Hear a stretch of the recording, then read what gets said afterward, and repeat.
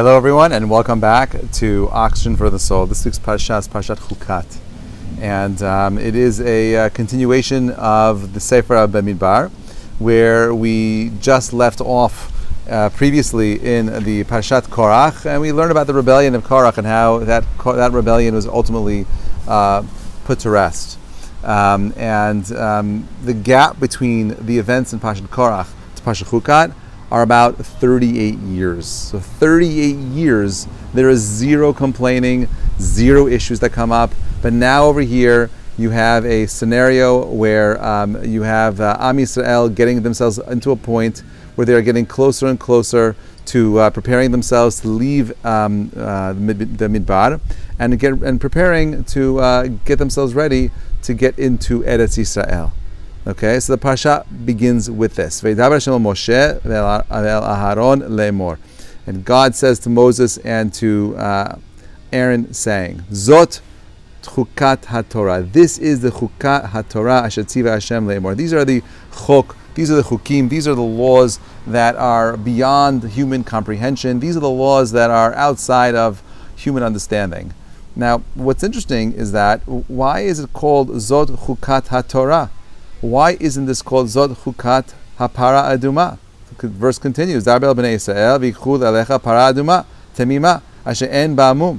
Right, lo ala alea ol. You take a red heifer that was complete. There's no blemishes on it. This guy has only red hair, not less than 2 black hairs on it, and it was never, no yoke was put on it. It's, this is the laws of the para aduma. Then why does it say Zot Hukkat HaTorah? Let it say Zot Hukkat HaPara Aduma. Why are you making this all-inclusive? And that's the question that many of our sages asked.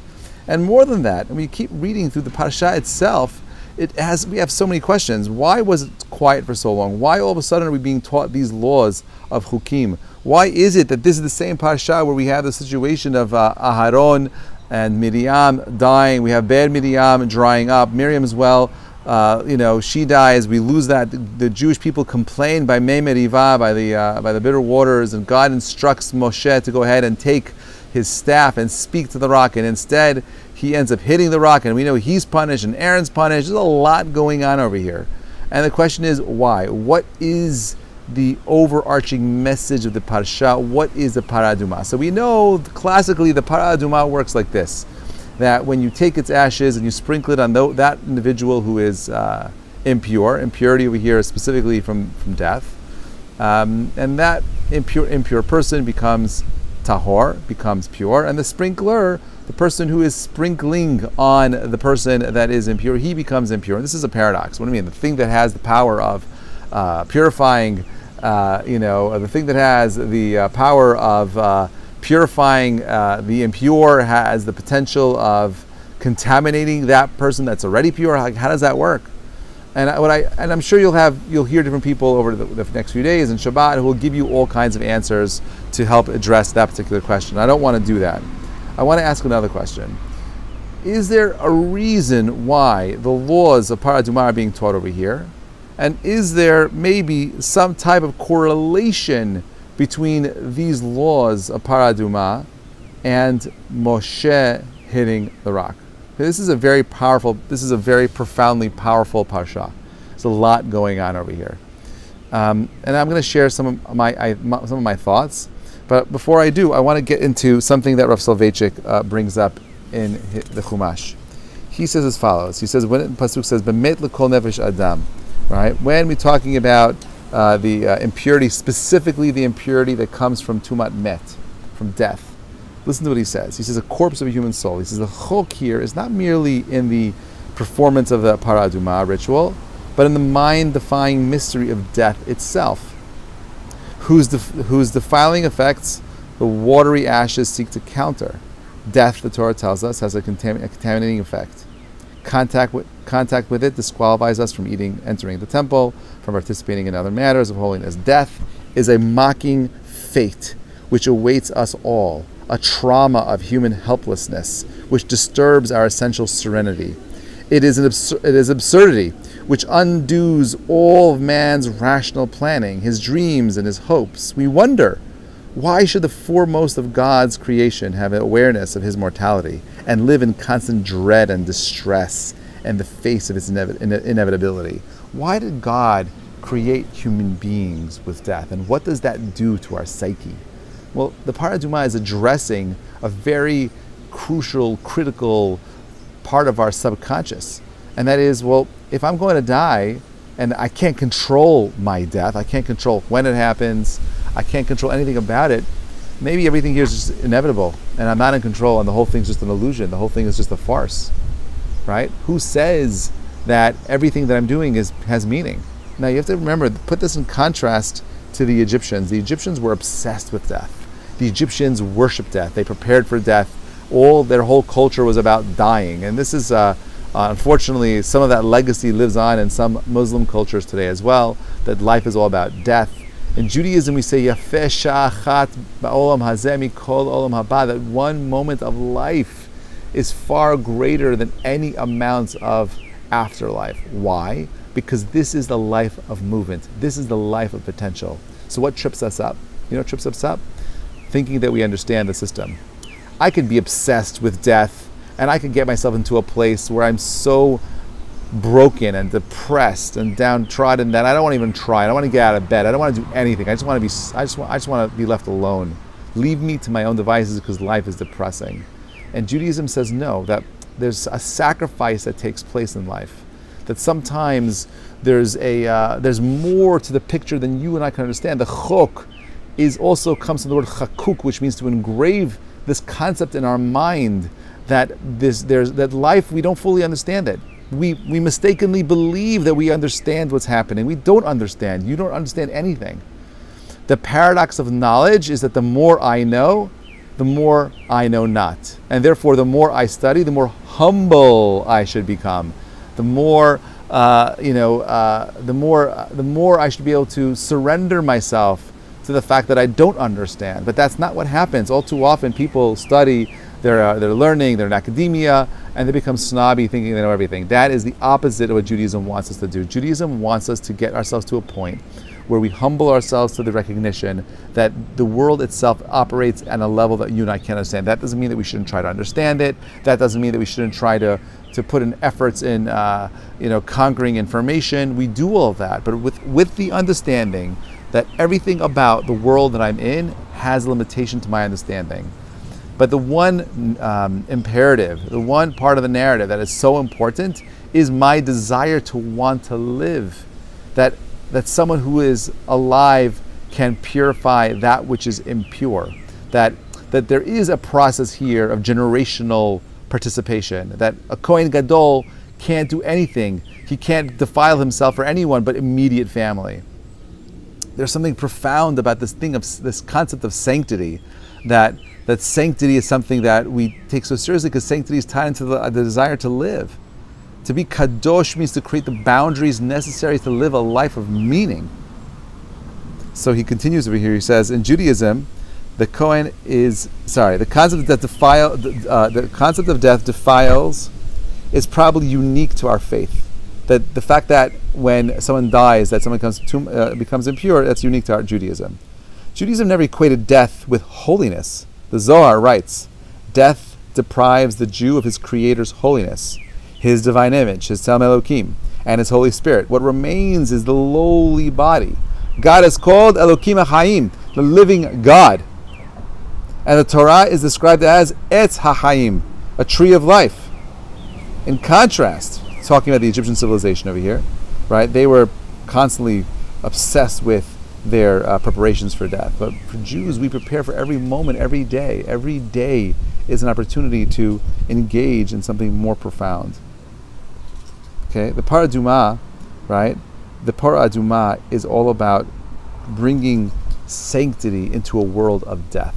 That there's going to be a time, and we believe this. There's going to be something called Tchiyat HaMeitim, the resurrection of the dead. Death is not forever. We haven't unlocked death. We haven't figured out how to stop it. There's a company that tried selling some kind of medicine that prevents death, and the FDA wouldn't give it approval because they said death is not a condition. That's just a mitzias. It's just a reality.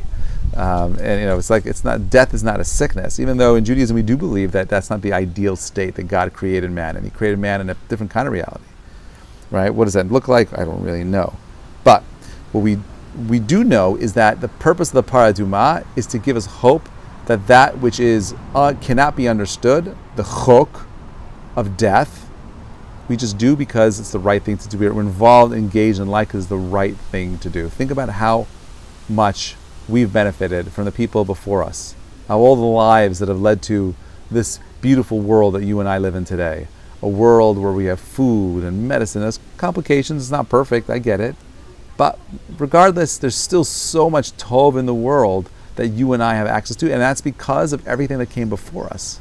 And we believe there's going to be a time in the history of mankind where we are going to achieve a level of peace, where we are going to destroy death. We say in the Haggadah, at the end of the Haggadah, it's one of the songs that we sing on the Haggadah, the night of the Passover, where we speak about the angel of death being destroyed. Right? We talk about a world where we could just bask in God's presence, live in a world of harmony and peace and love. But the only way that reality becomes a reality is through the hard work of daily living, not worrying about death, but living life till its fullest. So how does this tie into Maima Rival? Now we know that Moshe was told to speak to the rock because the Jewish people were lacking in faith. 38 years had passed. They've just spent 38 years witnessing all these Jews die, all these orphans and widows. Because we know that the generation of the Midbar, of the desert, none of them got out. But if you left Egypt but between the ages of 20 and 60, you didn't make it into Israel. You died in the desert. Every night after Tisha B'Av, the Jews would dig up their grave and they'd sleep every night in the graves they dug for themselves. It's horrifying. And every morning they do a tally of how many people died. This happened for 40 years. The Jews were depressed. They were broken. Their paradumai is there to help infuse them with hope, which explains why it's mentioned here. This is a weird law of rituals that are happening in the temple. Should have been in the book of Leviticus, not in the book of Numbers, not in the book of Bamidbar. It should be in Vayikra. And why is it over here? It's here because they were just dealing with all this death and death and death and death, and now finally they're preparing for themselves to get into the land of Israel. So they're complaining. Miriam dies. The water that she brought in her merit dries up. The Jewish people are thirsty. Okay, they're complaining, and we know that when they complained last time, God says to Moshe that their complaint is a justified complaint. Do something. Show them how we can make things better. Talk, speak, use your words. No action, no physical hitting. Take your stick, but don't hit the rock. Speak to it, and let's see what happens. And instead, what does he do? He hits the rock. Now, there's several ways of understanding it. Moses was a very calculated person. I have a hard time believing that he just forgot after spending all these years, 38 years with God in the desert, and that. He doesn't strike me as the kind of guy that just forgets. I have a suspicion that the reason why Parashat Hukkat and Maima Rival are in the same parasha is to teach you a very deep lesson about Moshe. Moshe carefully calculated that if I do this miracle and I speak to the rock and the Jewish people still complain afterwards, this is just subtleness, no hitting, no action, that they don't grow from this, God will wipe them out. So what am I going to do? I'm going to do something where I know I'm going to get in trouble, where I may get into horrible situation. I don't think he believed he'd be punished as severely as he was, but he took one for the team. I'm going to hit the rock like I did before. I'm not going to do a higher level miracle because I'm not sure the people could handle it. And this way, if anything, if they disagree later, they won't be punished because I didn't elevate their spirituality. I kept them where they were. Moses does this the same way that the para aduma purifies those who are impure. The one who is purifying becomes impure. Moses, the pure man who sacrifices himself for the survival of his people, those that are impure, he purifies them by doing a lowerness, by hitting the rock, and instead of speaking to it, allowing his people to survive. Maybe the parasha is all about sacrifice, because sacrificing ourselves for anyone is irrational. It's a chok. Why would I do that? That's not logical. Why would I give my life for somebody else? I'm more important. I don't know anybody else. And maybe this parasha is about asking ourselves, what are the things that we're willing to die for? Because if you don't know what you're willing to die for, my friends, you don't really know what you're willing to live for. Moshe had it clear. The Jewish people leaving the Midbar, they had it clear. What are you willing to die for?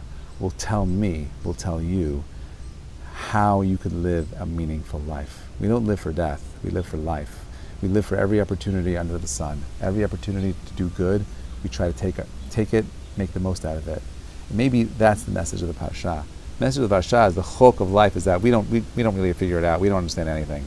We are imbeciles, okay? Because the more we know, the more we should know not. We should be humble. But the one lesson we should take away is the value of every minute of life. That every moment under the sun is a unique opportunity to grow, to help, to inspire, to develop, to become something more. And if we just do that, getting into the land of Israel, the Holy Land, the Promised Land, is able to actualize our truest full potential, a land that is in sync with man expressing his best self. Wishing you all a Shabbat Shalom Mevarach. You should have a Shabbat of happiness, a Shabbat of Simcha, a Shabbat of growth, a Shabbat of Kedusha, a Shabbat where you truly understand your unique, awesome potential. Thank you so much for listening, everybody. Bezrat Hashem, we'll see you all next week.